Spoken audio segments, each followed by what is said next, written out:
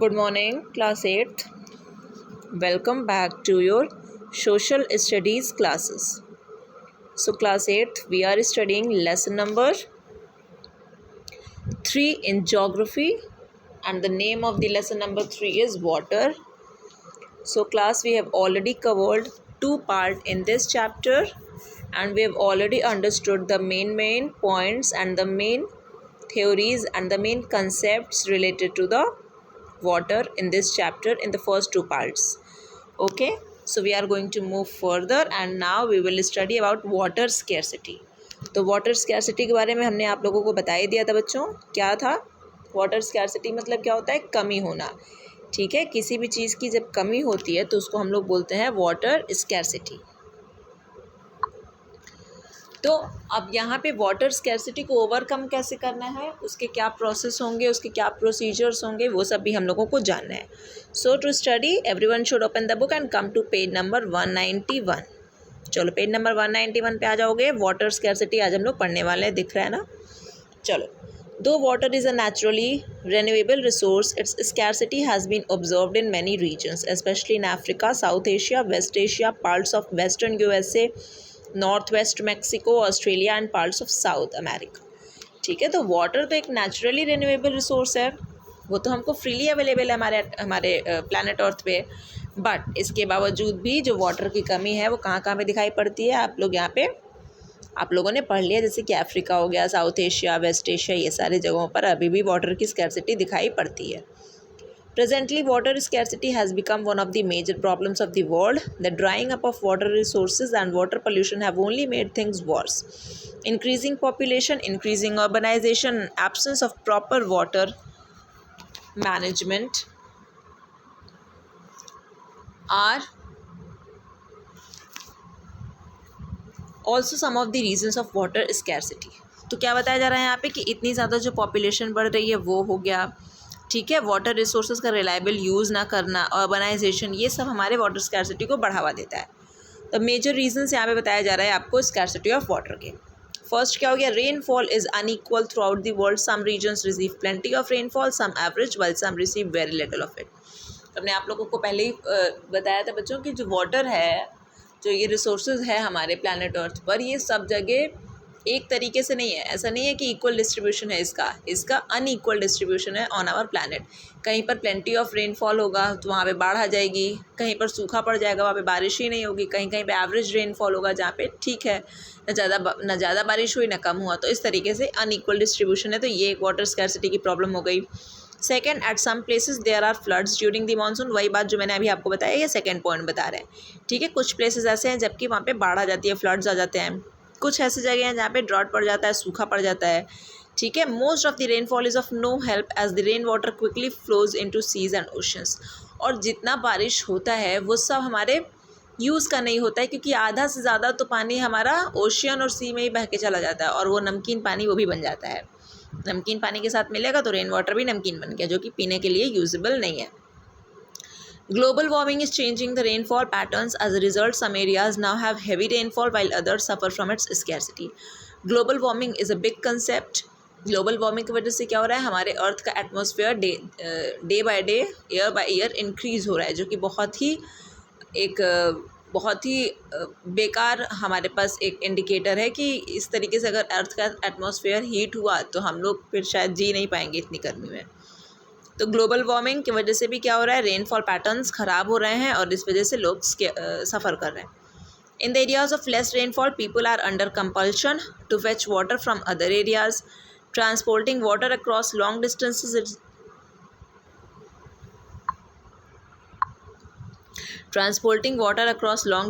is not feasible as it involves huge expenses. Many areas face water scarcity due to insufficient water supply. ठीक है, तो जहाँ पे less rainfall होता है वहाँ पे लोगों को बाहर से पानी लाना ही पड़ता है. भाई घड़ा वगैरह में भर के देखते हो कितने दूर दूर लोग पानी लेने जाते हैं. तो इसमें क्या होता है कि अब अगर आप खुद से थोड़ा सा पास में है तो खुद से तो भर के ला सकते हो पानी, लेकिन कितना पानी भरोगे. तो लोग क्या करते हैं, उसके लिए ई रिक्शा वगैरह कर लेते हैं और पानी उस पर भर भर के टंकी और फिर ले आते हैं अपने घर पे ना, ड्रम वगैरह भर के. तो इससे क्या होता है, ट्रांसपोर्ट कॉस्ट हमारा इंक्रीज़ हो रहा है. ट्रांसपोर्ट कॉस्ट मतलब अब आपको पैसे तो देना पड़ेगा ना ई रिक्शे वाले को. या फिर ट्रॉली वाले को, जिस पे भी आप लेकर के आ रहे हो पानी ढो के। आगे बढ़ोगे, consumption level of water has increased greatly due to the continuous rise in population. अब पॉपुलेशन दिन प्रतिदिन बढ़ेगा तो क्या होगा, लोगों को ज़्यादा ज़रूरत होगी पानी की।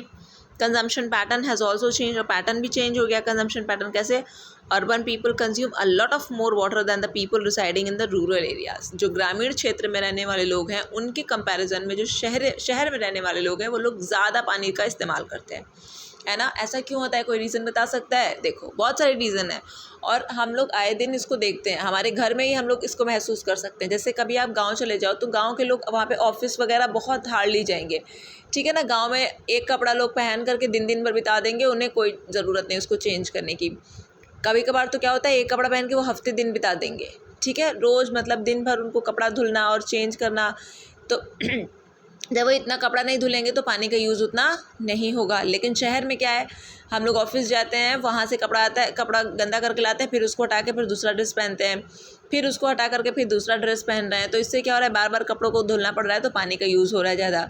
उस तरीके से आप गाँव में देखोगे कि वहाँ पर आपको हैंडपम्प्स वगैरह दिखाई पड़ेंगे, तो हैंडपम्प से आपको पानी चला करके काम करना पड़ रहा है।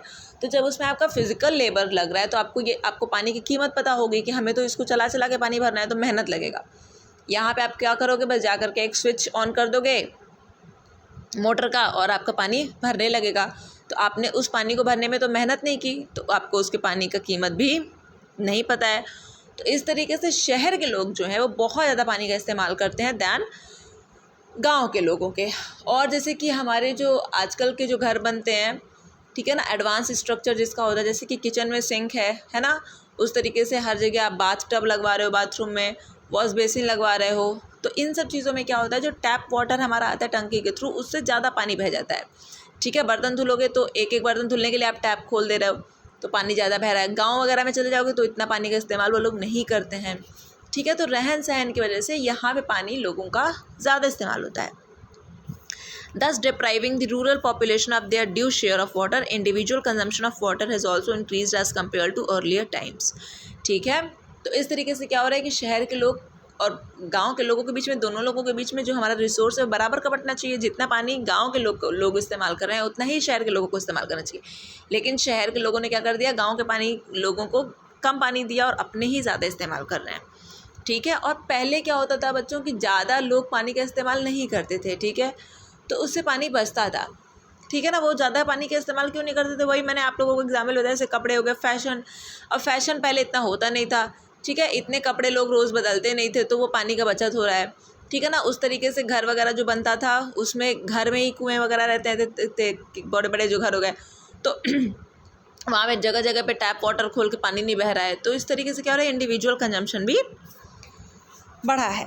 Modern agriculture technology demands more water for irrigation purposes. अब इरिगेशन सिंचाई के लिए भी जो मॉडर्न टेक्नोलॉजी है वो ज़्यादा पानी की ज़रूरत से होती है।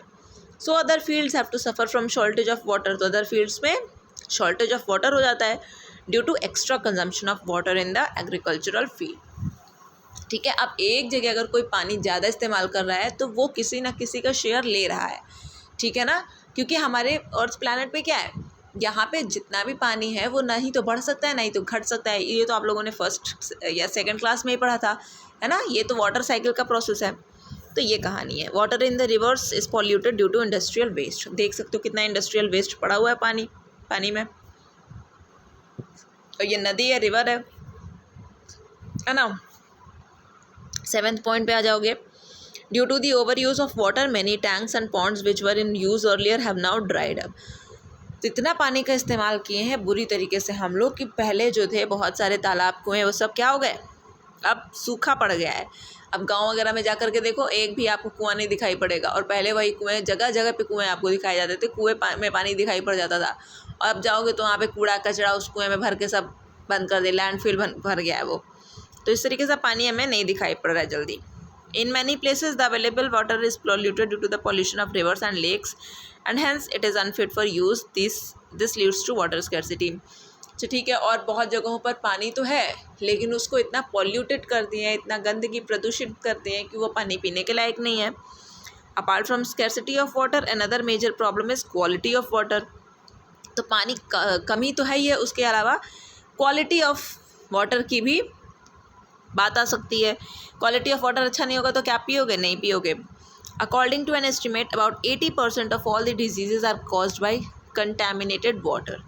देखिए, एक एस्टिमेट के हिसाब से, एक रिपोर्ट के हिसाब से ये बताया जा रहा है आपको कि जितनी भी बीमारियां हैं होती हैं लोगों को, ठीक है ना, कॉलेरा, मलेरिया, आपका जॉन्डिस, चाहे जो भी, ये सब बीमारियां जो हैं ये क्या होता है, गंदा पानी पीने की वजह से होता है, या फिर पानी में प्रदूषित है, पानी आपका प्रदूषित है, ठीक है। आप देख तो रहे हो टैप वाटर एकदम साफ़ आपको दिखाई पड़ रहा है, लेकिन उसके अंदर बहुत सारे जर्म्स हैं, तो इस वजह से हम लोगों को बीमारियां हो जाती हैं। अच्छा, आगे बढ़ने से पहले ये मैप देख लीजिए आप लोग। इस मैप को ज़रा ध्यान से देखिएगा। फिजिकल वाटर स्कैरसिटी आपको दिखाया गया है ब्लू कलर से, ठीक है। अप्रोचिंग फिजिकल वाटर स्कैरसिटी दिखाया गया है आप लोगों को स्काई ब्लू, ये थोड़ा सा डल ब्लू है। स्काई ब्लू आपको इकोनॉमिक वाटर स्कैरसिटी दिखाया गया है, और पीच कलर से लिटिल और नो वाटर स्कैरसिटी, और येलो कलर से नॉट एस्टिमेटेड। तो इसमें आप लोग देख सकते हो कि पूरे वर्ल्ड में किस तरीके से वाटर का यूजेज है। देखो, जो रशिया का पार्ट है जो कि पीच कलर से दिखाया गया है, और ये नीचे आपका साउथ अफ्रीका, यहाँ पे देखो अबेंडेंट वाटर रिसोर्सेज हैं, देख रहे हो ना। इंडिया में देखो, इंडिया की कंडीशन क्या है, देखो ज़्यादा से ज़्यादा यहाँ पे तुम्हें पर्पल दिखाई पड़ेगा स्टेट्स ऑफ राजस्थान में और जम्मू कश्मीर में ऊपर की तरफ, है ना। तो वहाँ पे आपको वाटर रिसोर्सेज डेवलपमेंट दिखाई पड़ रहा है। और अप्रोचिंग फिजिकल वाटर स्कैरसिटी, कुछ जगहों पर पानी की कमी हो रही है, तो ये सब कहानी है। देख लो, इस मैप को देख करके अच्छे से इसको आप लोग पढ़िएगा। चलो आगे बढ़ेंगे। चलो, तो कंटैमिनेटेड वाटर से 80% ऑफ द डिजीजेज होते हैं, ये हम लोगों ने समझ लिया। अब the impurities present in the water can be handled by using it according to the different needs of different living beings. तो देखो, अब जो इम्प्योरिटीज़ हैं वाटर में प्रेजेंट है, इम्प्योरिटीज़ मतलब जो वाटर पॉल्यूटेड हो गया है, जो उसमें गंदगी है, वो क्या कर सकते हैं, वो हम लोग हैंडल कर सकते हैं, मतलब उस सिचुएशन को हम लोग संभाल सकते हैं। कैसे संभालेंगे?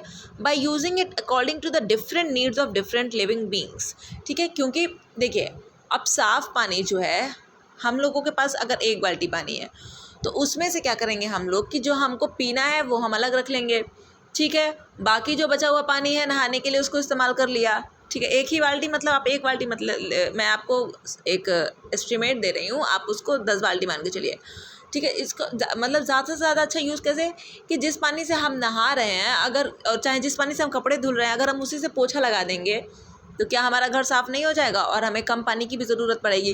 तो कहने का मतलब क्या हुआ? कहने का मतलब ये हुआ कि हमें पानी को बचत करने के लिए अलग तरीके से इस्तेमाल करना चाहिए। जैसे for instance, the water used by human beings for drinking purposes must be pure and non saline, ठीक है। तो जैसे कि एग्जाम्पल बताया जा रहा है कि जो पानी हम लोग पीते हैं वो क्या होना चाहिए, वो नॉन सलाइन होना चाहिए, उसमें नमक की मात्रा नहीं होनी चाहिए, नहीं तो क्या होगा, हमारे शरीर में नमक जाएगा और हम बीमार हो जाएंगे। और वो क्या होना चाहिए, ड्रिंकिंग पर्पसेस के लिए प्योर होना चाहिए, नहीं तो अगर उसमें ज़रा सा भी जर्म्स हुए, ज़रा सा भी उसमें हानिकारक बैक्टीरिया वगैरह हुआ, तो हमारी क्या होगा, बीमारी हो जाएगी। और क्या बोलें अब, फिर तो आप लोग आगे ही जानते ही हो क्या होगा, सीधे उठेगा, तो ये कहानी हो जाएगी, ठीक है ना। और जैसे कि यहाँ पे आपको और एग्जाम्पल दिया जा रहा है, poultry, sheep, goats also require uncontaminated water. अब जो पोल्ट्री है, ठीक है, आपको जो मुर्गा मुर्गी हो गया, ये सब, शीप जो हो गई आपकी, गोट्स हो गई, इनको भी अनकंटामिनेटेड वाटर चाहिए, ये भी कंटामिनेटेड वाटर पी करके बीमार हो जाएंगी। However, they can tolerate higher levels of salt in the water as compared to human beings. So देखो, इनकी एक क्या खासियत है, इसीलिए देखिए यहाँ से अब एक पॉइंट आप और समझ सकते हैं कि इसीलिए हमें अपने बायोडाइवर्सिटी को बचाना अति आवश्यक है। बायोडाइवर्सिटी मतलब जो हमारे प्लैनेट्स पर अलग अलग स्पीशीज़ हैं, फ्लोरा और फौना के जो अलग अलग स्पीशीज़ है, उसको बचाना ज़रूरी है। क्यों? क्योंकि वो हमें कहीं ना कहीं काम आते ही हैं। तो जैसे कि यहाँ पे आपको बताया जा रहा है कि पोल्ट्री हो गया, शीप हो गया, गोट्स हो गया, ये क्या करती हैं, ये टॉलरेट करती हैं सॉल्टी वाटर। मतलब अगर ये सॉल्टी वाटर पी भी लें तो ये क्या होंगी, इनके अंदर बीमारियाँ उतनी नहीं फैलेंगी। लेकिन हम लोग को क्या है, हम लोग तो थोड़ा सा भी सॉल्टी वाटर पियेंगे तो, अगर समुद्र का पानी अगर ज़्यादा पी लिया हम लोगों ने, तो फिर तो उसी टाइम कहानी ख़त्म हो जाएगी, है ना। However, they can tolerate higher levels of salt in the water as compared to human beings. Water for irrigation purposes must be fresh and non-saline. और irrigation purpose के लिए भी fresh और saline, नहीं saline होना चाहिए। Water required by industries should be free from salt, ठीक है। वाटर जो है इंडस्ट्रीज़ में जो पानी का इस्तेमाल होता है वो सॉल्ट उसमें नहीं होना चाहिए, otherwise it would lead to the blockage of pipes. नहीं तो क्या होगा, नमक जाएगा पाइप्स में, जहाँ से पानी जाता है ख़राब पानी होकर के रिवर में, उस पाइप्स में क्या हो जाएगा, नमक बैठ जाएगा, जम जाता है ना नमक, और फिर उसके बाद पानी नहीं जाएगा, तो आपकी फैक्ट्रीज पूरा फिर से बनवाओगे क्या। The quality of water can be improved by treating it through various processes. तो पानी की क्वालिटी को बरकरार रखने के लिए या फिर उसको सुधारने के लिए हम लोगों को कई तरीके के स्टेप्स इन्वॉल्व होते हैं उसमें, और उन स्टेप्स को फॉलो करके हम पानी को साफ़ कर सकते हैं, प्योरीफाई कर सकते हैं। ओके, तो ये ट्रीटमेंट ऑफ वाटर आपका बचा रह गया, और कंजर्वेशन ऑफ वाटर रिसोर्सेज थोड़ा सा है, ये हम लोग पढ़ेंगे नेक्स्ट पार्ट में। ठीक है बच्चों, तो आप लोगों को आई होप कि ये चैप्टर क्लियर हो गया होगा। ईजी सा चैप्टर है, geography very interesting and easy, there is no need to worry. ठीक है, हम लोग थोड़ा थोड़ा सा करके पढ़ेंगे, इकट्ठे सारा भोजन खा के पेट फुलाने की ज़रूरत नहीं है। और ठीक है ना, तो यहाँ तक आप लोग पढ़ लीजिएगा, फिर बाकी का हम लोग करेंगे next part. Okay class, thank you.